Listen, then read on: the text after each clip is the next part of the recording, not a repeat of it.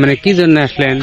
কি জন্য আসলাম, আমি নিজেরও কিছু অভিজ্ঞতার জন্য আসলাম। আমার আম্মাটা সে অসুস্থ, সে আমরা টিভির চ্যানেলে দেখলাম যে এখানে জানি কোন বাবা কোন মা কয়ে জানি শুতে আছে, সে এর কাছে বলে আসলে অনেক আবেদন করলে সে জানি বাবা সে ওগের থেকে সাত থেকে বলে বাবা এই মুক্তি পায়। জায়গাটার নাম কি? এই জায়গাটার নাম হচ্ছে গাজীর কোট করে বলে সবাই। হুম। বাড়ি আমার আশেপাশে এলাকারই ছোটল আমি। এখানে মাঝে মধ্যে ফ্রি ট্রেন পালে আসি, অনেক এলাকার থেকে লোকজন আসে এখানে আসে। কেউ হয়তো মানত করে, কে কি মানত করিচ্ছে তার মনে আসে হয়তো পূর্ণ হওয়ার পরে, তাই একটা ব্যবস্থা নিয়ে চলে যাচ্ছে। আগে হিন্দু মানুষরা বিয়ে দিলে, বেটি ভাতিজি বিয়ে দিলে সোনা দানা আসলো না, এর থেকে হাওলাত করে যাচ্ছিল মানে যে বাবা না সোনা দানা দে, বিয়ে টিয়ে পাইতে আবার দিয়ে যাবো, দিচ্ছিল। দিতে দিতে পাশে বেলে কেবারে লিয়ে যার দেয় না। Hello everyone, this is my another new blog video. Finally আমরা যাচ্ছি বগুড়া জেলা গাবতলী থানাতে। সেখানে গাজীরকোট নামে একটা জায়গা আছে, সেই জায়গাতে আজকে যাব। সেখানে নাকি জিনদের আদালত বসে। সো আজকে আমাদের ভবন যাত্রা হলো সেই জিনদের আদালত দেখার জন্য। আমার ভবন সাথী হিসেবে আছে আমার ছোট ভাই মাঝে, এটা হাই বলে দাও। আর আমার ছোট ভাই আছে শাহাদত, হাই বলে দাও, হাই বলে দাও। চলেন আমরা ঘুরে আসি সেখান থেকে। আজ আমি বের হয়েছি বগুড়া শেরপুর উপজেলা থেকে গাবতলীর উদ্দেশ্যে। একটা ছোট ভ্রমণ, কিন্তু এই পথের মধ্যে লুকিয়ে আছে গ্রাম বাংলার সৌন্দর্য আর মানুষের বাস্তব জীবনের গল্প।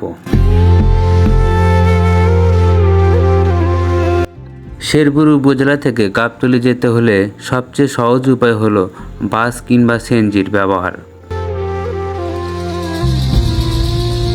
সাধারণত শেরপুর থেকে গাবতলীর দূরত্ব 30 থেকে 35 কিলোমিটার। তবে রাস্তার অবস্থা ভালো থাকলে সময় লাগে 50 থেকে 1 ঘন্টা।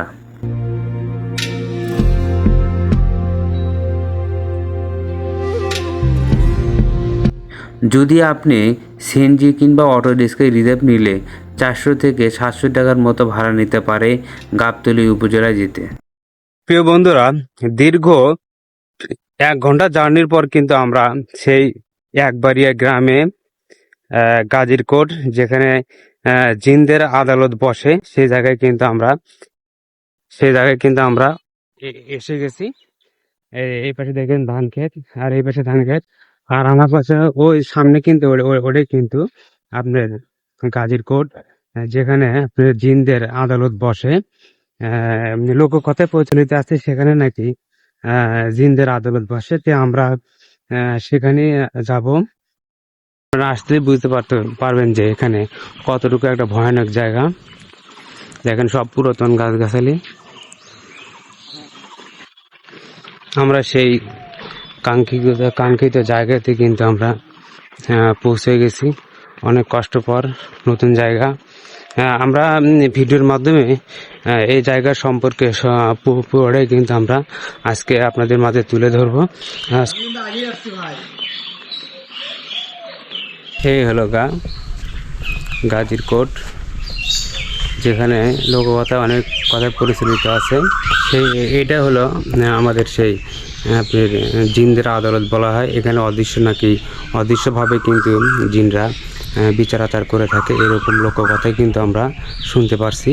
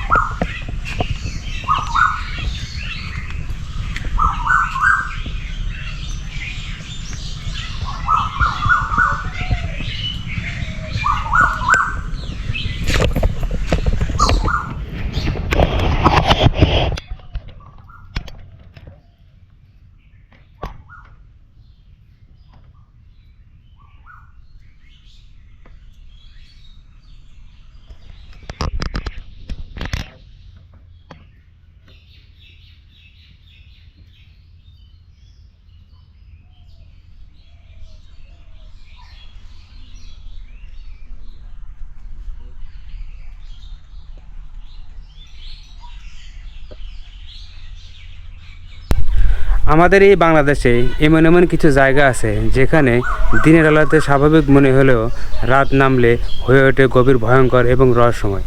আমি সেই দাঁড়িয়ে আছি বগুড়া জেলায় গাবতলী উপজেলায় দেউয়া গ্রামে। সেখানে এক রহস্যময় আছে, সেটা হলো যে জিনের আদালত। এখানে মানুষ না, অদৃশ্যভাবে কিন্তু জিন বিচার কার্যক্রম করে। কিন্তু আমার প্রশ্ন হলো যে এখানে আসলেই লোককথা যে আছে যে জিন নাকি এখানে বিচার কার্যক্রম করে, এটা কি আসলে সত্য নাকি এরা কাল্পনিক গল্প? তো আজকের এই ভিডিওতে আমি এর রহস্য কিন্তু বের করবো। সো আসলে হয় রে বাবা, মন ঠিক থাকলে হবি। মন ঠিক থাকলে হ্যাঁ, উপর আলাদা সব দিবি। দেওয়া নালা হই। হ্যাঁ, দেওয়া নালা একজনই। বাংলাদেশে 2.5 দিনকার খোরাক আছে বাবা, এটি সেই জিনিস। এই যে বন্যা, তার পানি ওঠে না, মানে যত বন্যাই হোক এখানে পানি ওঠে না, পানি উঠতে নয়।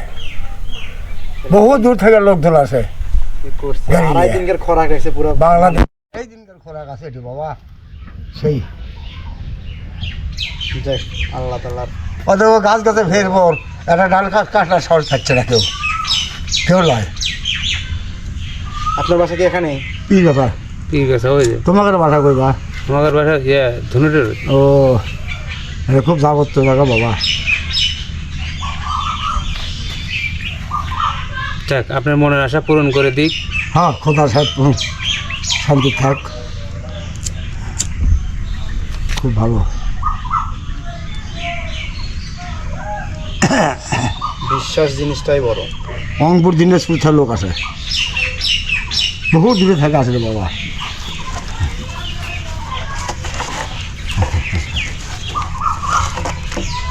আপনারই বাড়ির দুধ গরুর? হ্যাঁ রে বাবা, দেই আমরা গাই বিয়ালে বারে বাড়ি দেই।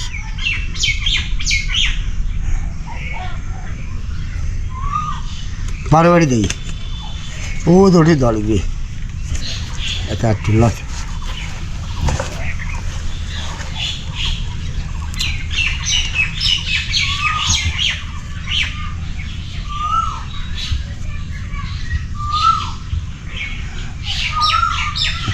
হলো দাদা। হ্যাঁ, এখন পড়বে। দুধ আর একটু কম দেওয়া লাগতো।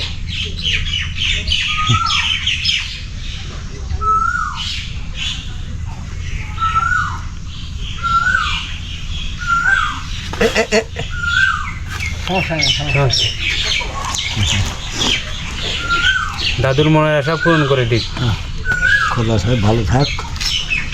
বারে বারে আমার দুধ দে বাবা। কালি 10 আগর দেই, মরসন দেই, সবটা যেটু মাজার আছে 10-20 থালো ও দড়ি ফগি ছাউনি দিয়ে আনে পিগাছা ওটি দিয়ে আনে। ওখানে মাজার আছে? হ্যাঁ, ওখানেও মাজার, ফগি সাহেবের মাজার ওটি। কোথা পীর গাছায়? পিচ গাছা দেয় ওই স্কুলের পাশে মুড়া মোটাটা কলি গাছ নাই ওটাই।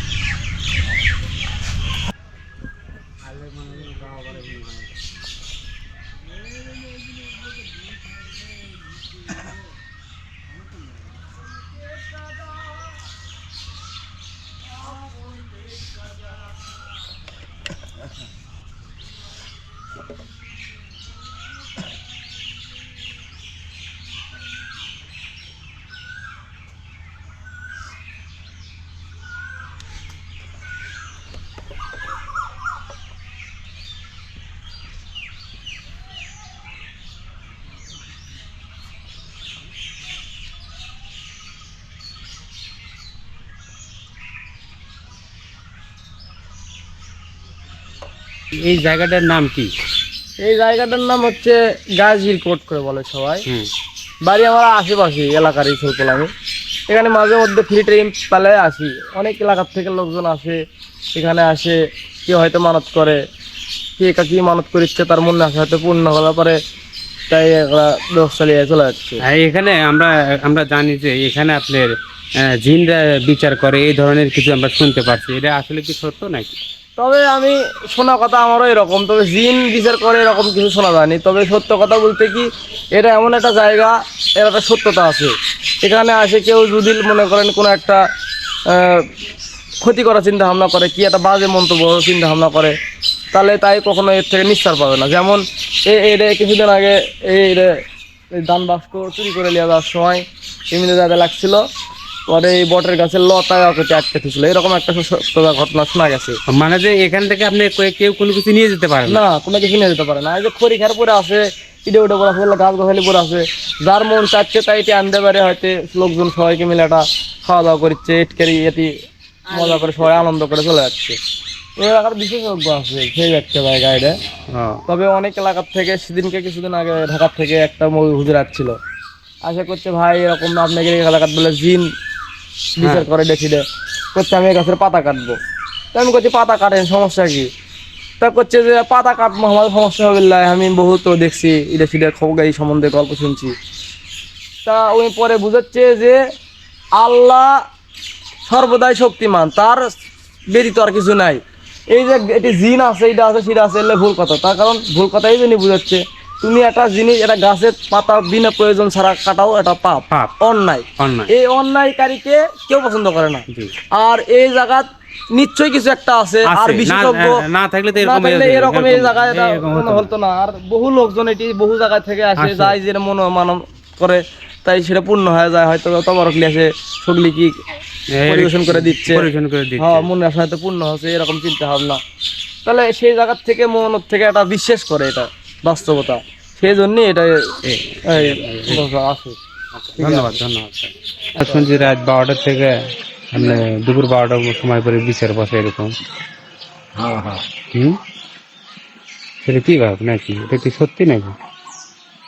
সত্যি প্রমাণ আমার এক বিয়ে দিয়ে গেল। আর সন্ধ্যের সময় আমাদের এলাকার ভালো মানুষের কয়েকছে যে কাকা ওটি মিটিং আছে যাবেন, হ্যাঁ হাট বাজার করে আসে রাতের 12টার দিকে যাচ্ছে, আসে দেখে যে মানুষজন নাই, কেউ নাই না, কিন্তু অনেক বলছে যে মিটিং আছে, আধ্যাত্মিক ভাবে বলে দিয়েছে, বেড়ার সাথে চলে যাচ্ছে। আচ্ছা দেখে লোকজন নেই, আর আছে। তারপর দিনই কিছু বাবা বলে কছিল একবার লে 2-3 বার লোছে, এই তো একটা বেটা মারা গেছে, পরে ডাক্তার সেই সোনা দানা আছে বাবাটি।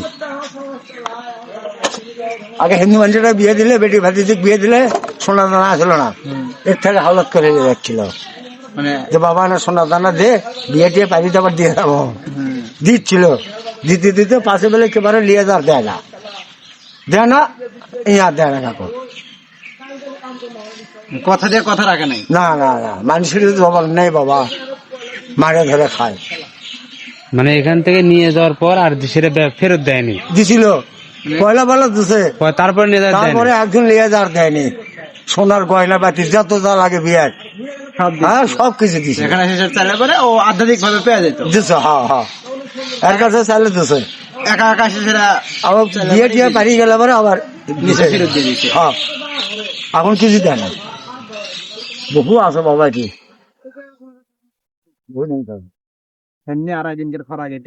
বাংলাদেশে 2.5 দিনকার খরা গেছে বা এই যে বন্যে, বড় বড় পানি, এক মানুষ এলে তো এলে তোটা না, এই দিক থেকে বন্যা হয়, এদিক থেকে বন্যা হয়। আরে বাবা সেই বন্যে, সেই বন্যা হয়। হ্যাঁ, এটি পানি আছে না? হ্যাঁ, এখানে ওঠে না, না এলে তো ওঠে না, এলেন তো ওঠে, এই মেয়ে করলেন তো হয়, এলে তো ওঠে না কোনোদিন।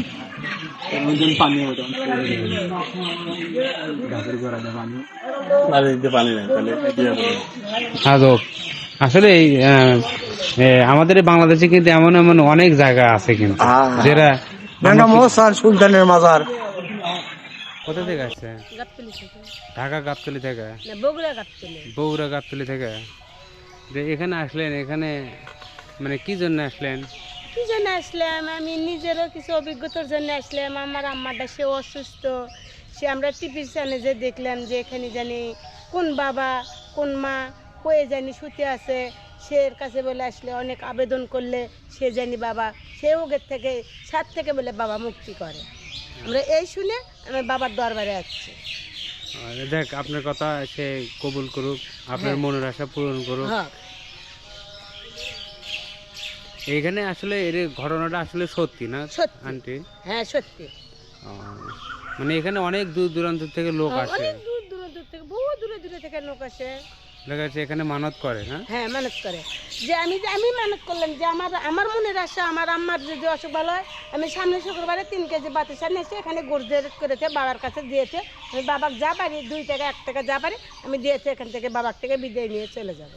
আসলে এটা কিন্তু আসলে একটা বিশ্বাস, হ্যাঁ। একটা বিশ্বাস। হ্যাঁ আসলে আমাদের এই বাংলাদেশে কিন্তু এমন এমন কিছু জায়গা আছে যেখানে আপনার বিশ্বাস ছাড়া আর কিছু নয়। আমরা যে ইসলাম ধর্ম পালন করি, হিন্দু ধর্ম পালন করি, এদের কিন্তু একটা বিশ্বাস। হ্যাঁ এই বিশ্বাসের ওগুলোকে কিন্তু আপনি এখানে আসছেন না? ও। আমি শুনলাম টিভি চ্যানেলে দেখলাম বলে আমি বিশ্বাস করি আমি এই জায়গাতে বাঁচাচ্ছি। রাত যত গভীর হয় রহস্য তত ঘনিয়ে আসে, কিন্তু সব রহস্য সবার জন্য নয়। আজকের এই ভিডিওটা এই পর্যন্ত শেষ করছি, আবারও দেখা হবে নতুন কোনো এক ভিডিওর মাধ্যমে। এই পর্যন্ত সবাই ভালো থাকুন, সুস্থ থাকুন, আল্লাহ হাফেজ।